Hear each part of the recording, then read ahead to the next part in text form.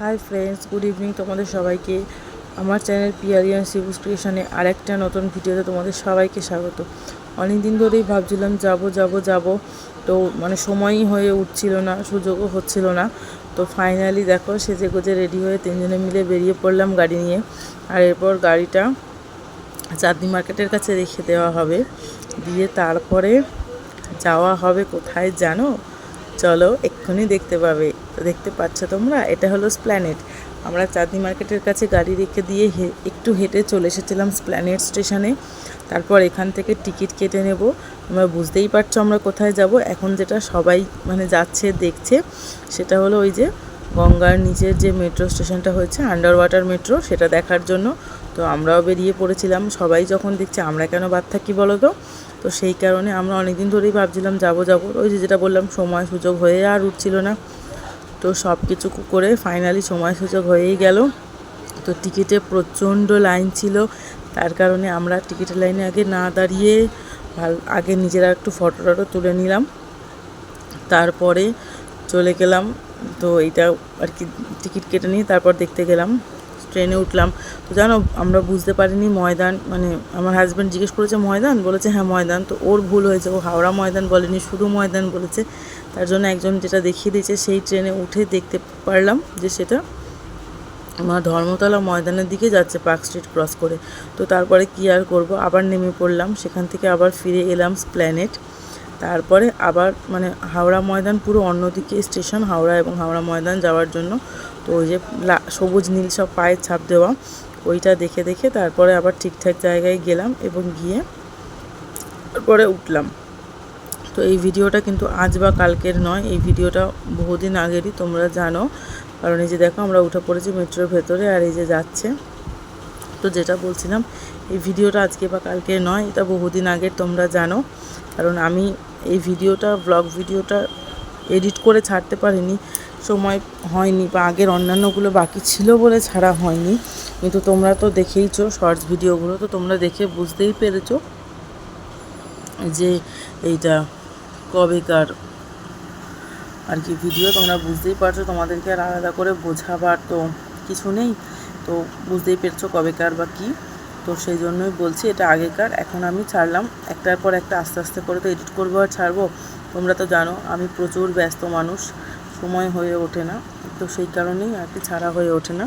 তো এই যে দেখো, এখানে হাওড়া ময়দানের এখানে চলে এলো ট্রেন। তারপরে এই যে আমরা যাচ্ছি, যেটা তোমাদের বললাম সবুজ পায়ের ছাপ, নীল পায়ের ছাপ। তো এই যে এটা দেখে দেখেই যেতে হবে। তো এটার পর আমরা গেছিলাম, ওখানে গিয়ে আমরা নেমে ওপরে উঠেছিলাম। ওপরে উঠতে অনেক সময় লেগেছিলো, প্রচুর ভিড় ছিল, লাইন ছিল। তো ওপরে উঠে তারপর ওখানে কাছাকাছিতে সেরকম কিছু নেই, খালি আছে জামা কাপড়ের মার্কেট। তো কি, আমরা তো আর জামা কাপড় কিনতে যাইনি, কিছু দেখারও নেই, সেজন্য সেরকম কিছু দেখিনি।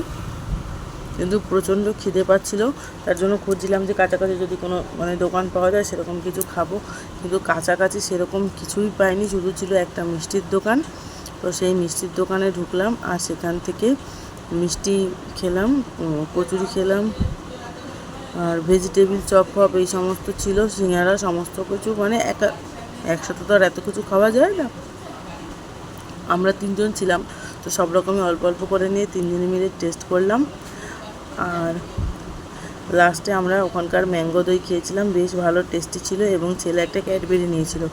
ওখান থেকে বেরিয়ে এসে তারপরে বাঙালি তো জানোই, চা বাঙালির সন্ধেবেলার খুব প্রয়োজনীয় একটা জিনিস, যেটা না হলে চলে না।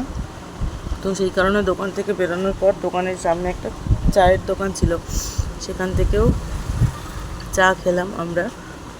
তারপরে আবার বেরিয়ে পড়লাম আর কি ওখান থেকে ফেরার জন্য। ওখান থেকে আবার এলাম ভেতরে স্টেশনে। তারপরে টিকিট কাটলাম। ওখানকার টিকিটে কয়েন দেওয়া হয় না, কাগজ দেওয়া হচ্ছে।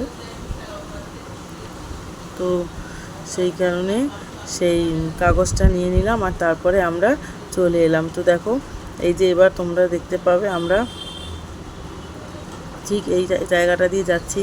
তো এইটা তোমরা এই যে নীল লাইটটা দেখতে পাচ্ছ, তোমরা সবাই জানো আলাদা করে, আর আমার কিছু বলার নেই।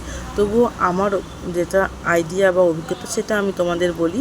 সেটা হলো এখান দিয়ে একটা টার্নেল করা আছে, আর ওই টার্নেলের ভেতরে নীল রঙের লাইট লাগানো আছে, যাতে ওখানটায় গেলে পরে মেট্রোর যারা আর কি প্যাসেঞ্জার আছে তারা বুঝতে পারে, তার জন্য। আর কিছুই নয় আলাদা করে।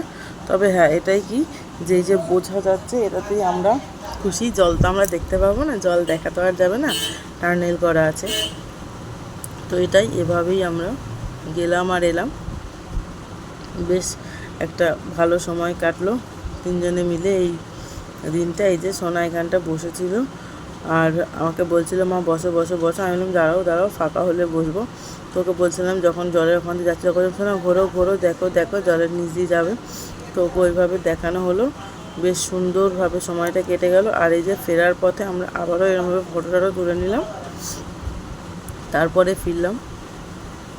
তো তোমরা অনেকেই হয়তো গেছো, দেখেছো, সব কিছুই করেছো। যারা এখনও অবধি যাওয়া হয়নি বা আমার মতন যাবে যাবে ভাবছো কিন্তু হয়ে উঠছে না, তারা একটু সময় পার করে যাও, দেখে এসো। এটা তো আমাদের দেশের একটা ধরো আবিষ্কার বলতে পারো। তো সেই কারণে আমাদের এটা দেখতে ভালো লাগবে, এই আর কিছু না।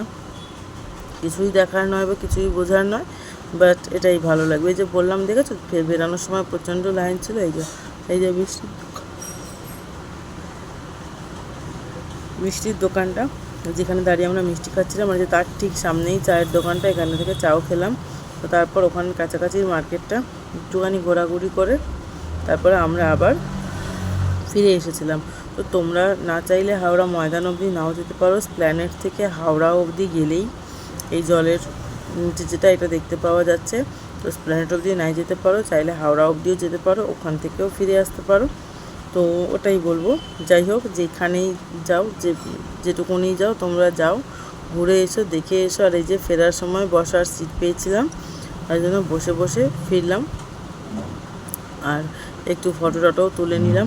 তো আমাকে কেমন লাগছে জানিও তোমরা, তোমাদের উত্তরে।